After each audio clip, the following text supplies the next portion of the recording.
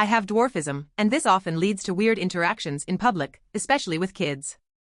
Sometimes a kid comes up to me to ask me why I'm so short, and I have a pre-prepared response for that, but most of the time they just loudly ask their parents why I'm so short. Usually the parents will awkwardly drag their kids away, telling them not to comment on people in public, which is sad but understandable. I like the parents who just say something about how some people are born like this, and even though we look a bit different, we're still regular people just like everyone else. Sometimes I hear a gem like, I bet he shrank in the wash. What I can't stand is when people try to use me to parent their kids. I'm sure you can think of ways to convince your kids to finish their plate at dinner that don't involve pointing at a dwarf in public and saying that's what happens when you leave food on your plate, or he didn't listen to his mommy when she told him to eat all his vegetables. It's rude, it's humiliating, and it teaches your kid that differences are a bad thing and that people are at fault for their differences or disabilities. It just pisses me off. A few days ago I was in public and a kid who was maybe 4 or 5 years old was acting out, and his mom was clearly struggling to keep him under control. So she pointed to me and told her son that I was one of Santa's elves, and I was watching him and would tell Santa about his behavior. The kid's name was on a key ring on his backpack, so I just said, "It's okay, Hunter, you're already on the nice list, and Santa told me you're getting an iPad this Christmas." Hunter was excited. His mom was not. Yes, I know the title is bizarre and I can't believe I'm actually writing this. My wife is a neat freak. Always has been. She throws notes on my desk out assuming they're garbage. My belongings get rearranged to the point where it takes me hours to find them. It's something I've come to accept. I'm not happy about it, but we have a pretty happy marriage on the whole. I am a volunteer EMT, and I keep my boots unlaced up against the wall next to my clothes hamper so that I can throw them on along with my uniform if a call comes in during the middle of the night. Well, my wife has taken to tying the bootlaces when she sees them untied. Not only does she tie them, but she tightens them and double knots them to the point where I need to undo the knot, open up the boots, and let a little slack out to fit my feet into them. I ignored it the first 2 times, but the 3rd time she did it, I made it a point to bring up to her the next day.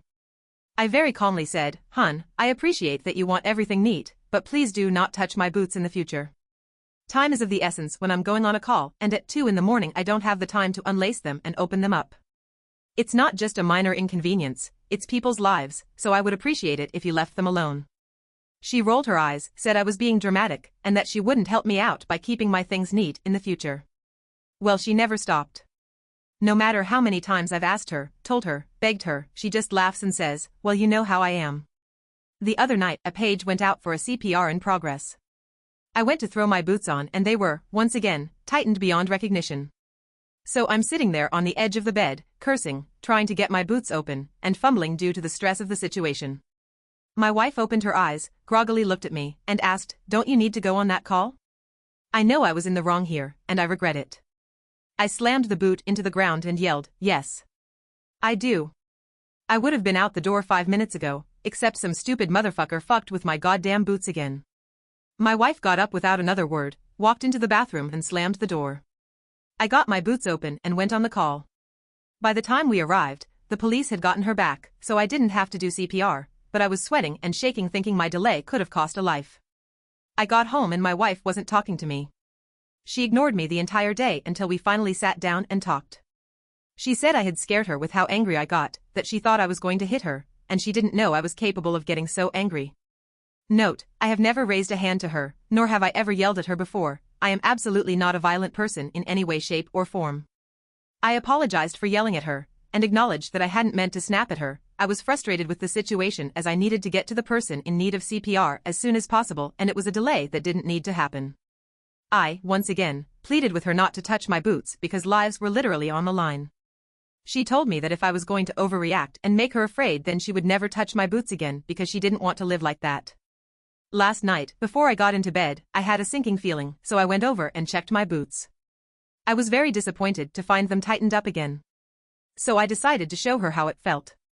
I went over to her closet and pulled out her running shoes. I unlaced the shoelaces on both of them, removed them from the shoes completely, curled them each into a little coil, put them inside the shoes, and put them back. I then went to sleep. At 6:15 I was woken up by my wife screaming, "How could you? Why would you do this?" holding up both laceless shoes with tears in her eyes. My wife likes to go for an early morning run and I knew she would want to get out the door as soon as possible. I smiled and said, "You know how I am. I just like things neat." She continued sobbing and walked out of the room. So, by the time she was all laced up again, it was raining, so she missed out on her run. I actually feel pretty terrible about that because I really only wanted to delay her, not ruin her plans completely. At this point, she's alternating between crying that I went out of my way to hurt her and ignoring my presence. I acknowledge that what I've done has been pretty childish and not at all constructive. I just don't know what to do. She said, through tears, you admitted you were totally in the wrong for yelling at me, and then you turned around and took it out on me in a different way. What is wrong with you? The problem is, to her, an apology means taking on 100% of the fault. When I apologized for blowing up, she took that to mean she was 100% in the right and that my feelings were completely unjustified. So at this point, I haven't apologized for ruining her run, because she'll take that to mean that she wasn't wrong to touch my boots. I've tried to have these discussions, but it's in one ear and out the other. We have such a good relationship otherwise, but I feel like this issue has reached a tipping point and it's going to continue to result in arguments until we resolve it. How do I make things right with my wife while still letting her know that I won't tolerate her disrespecting my property anymore? Edit, wow. This blew up. I went through comments for 6 hours last night and I still have 1.8K to get through. I promise you I am reading every one of your comments and appreciate the advice. A couple things to address points that keep getting brought up. 1. My wife has never been diagnosed as having OCD. As an EMT, I'm very careful about labeling someone as having a disorder as I don't have the proper qualifications to make that diagnosis. I do agree that it's time for her to see somebody, get a proper diagnosis, and address these issues. 2. My boots lace up in the front and zipper on the side. They're not a full unzip but rather an unzip to open them up a bit. The way my wife is tying them makes them impossible to get on even with the zipper down. They're weatherproof and great for standing on rough terrain or the highway after accidents. They're only about a year old and were actually a gift from my wife. I've not considered Velcro before. I'm a bit hesitant to do that as I don't know that they wouldn't catch on things or wear out quicker. I've tucked the laces in but she's still tied them up. 3. This is a bit of compulsive behavior on my part. I don't leave my boots in the garage because my mother was a smoker growing up and that's where she would smoke. So I would end up with ashes in my shoes and having them reek of tobacco after. So I developed a habit of wearing them into my home. Also, if I leave them there, they're likely to get moved someplace safe where it will take me even longer to find them. Putting the boots in the closet, she found them and tied them. Putting them under the bed or out of sight, they were found, tied, and moved to the closet. 4. I honestly believe that a footlocker or any other kind of box would get moved to where I would have to wake her up to find it. If it's locked, then my keys are likely to go missing.